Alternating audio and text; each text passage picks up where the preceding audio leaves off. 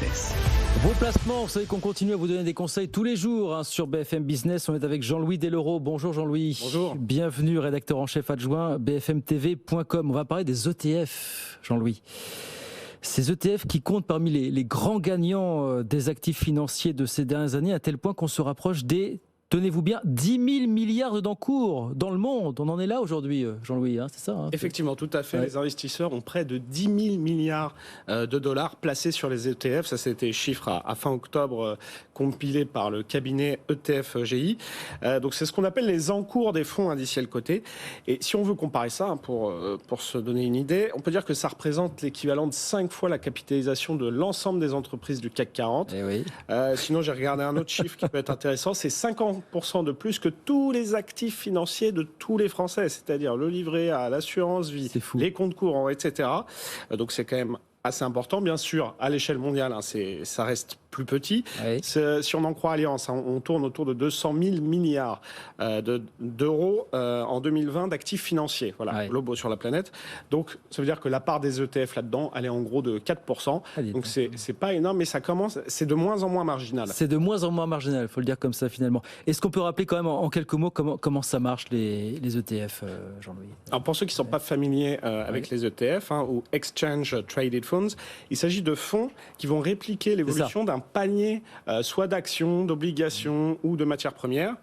Et c'est pour ça aussi qu'on les appelle les trackers, parce qu'ils vont traquer justement les cours.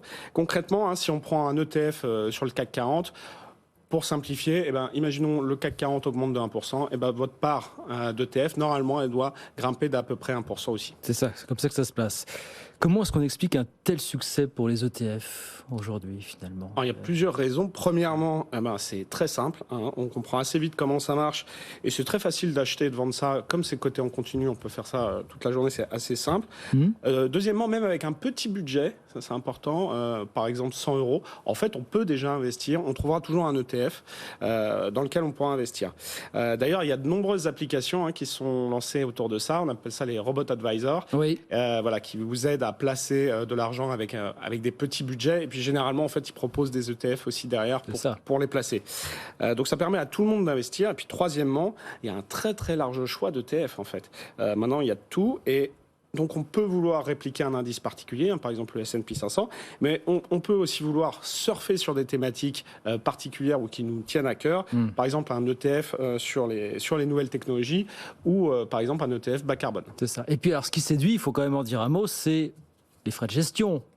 Ils sont assez faibles. C'est vrai, on est assez peu habitué à ça dans le monde financier. Là, on est environ de l'ordre de 0,3% par an. Ouais. C'est quand même assez faible. Alors ça peut être un peu plus ou un peu moins, donc il faut quand même se renseigner et bien faire attention aux frais avant d'acheter.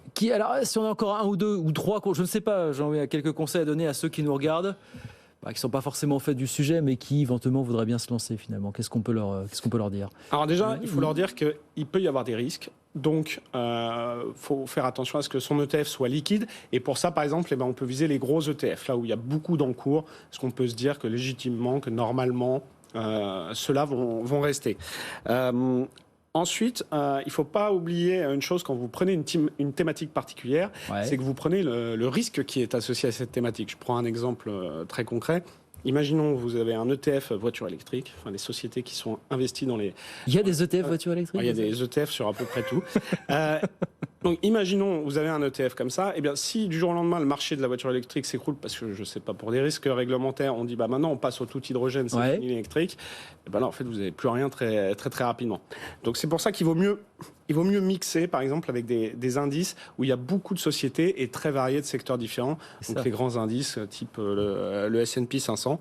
D'ailleurs, selon une note récente de la Banque Richelieu, ça, c'est assez intéressant, près de 50% de ce qu'on appelle les ETF thématiques, justement, par exemple sur des secteurs ou sur des tendances, lancés au cours des 10 dernières années, donc la moitié d'entre eux ont disparu.